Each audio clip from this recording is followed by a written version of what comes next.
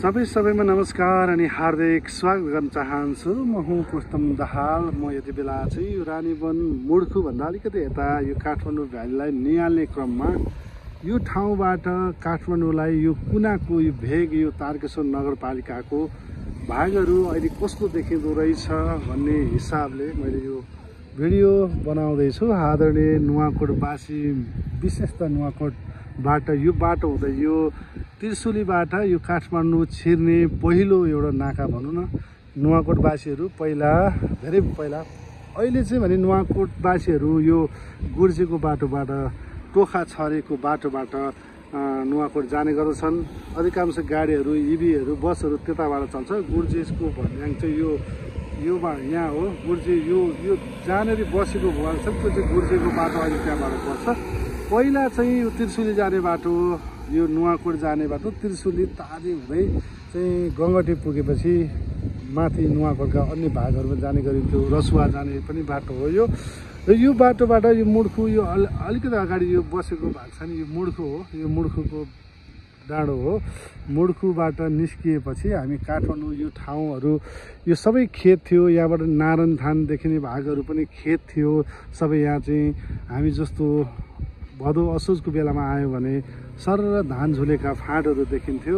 र यहाँबाट हुँदै काठमाडौँ माछापोखरी बाइपास पुगिन्छ। यो बाटो अहिले यस्तो बिजी छ।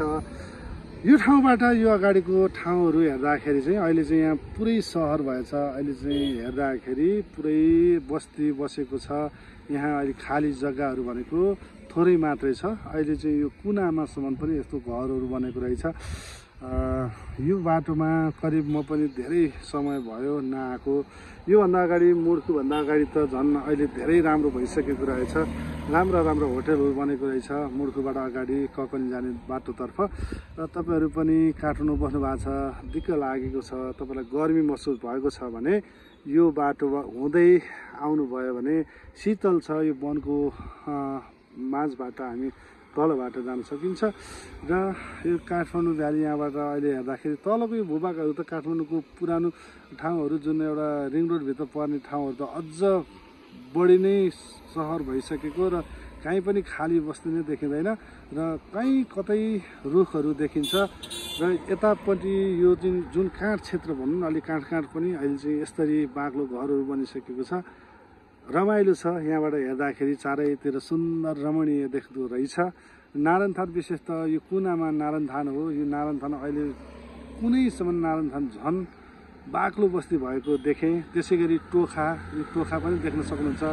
टोखामा पनि अहिले पुरै घर सहर बनिसकेको रहेछ।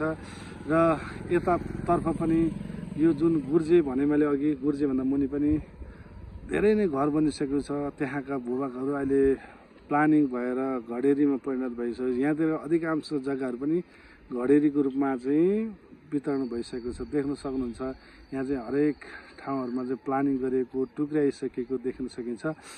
यो एउटा आफैमा सहरमा मात्रै केन्द्रित भयो। गाउँ ठाउँमा चाहिँ अहिले मान्छे छैनन्। सहरमा चाहिँ मान्छे किन यसरी थुप्रिए भन्ने मात्रै एउटा हेतु हो मेरो। यो ठाउँमा पहिला जमिन थियो, यहाँ धान झुल थियो।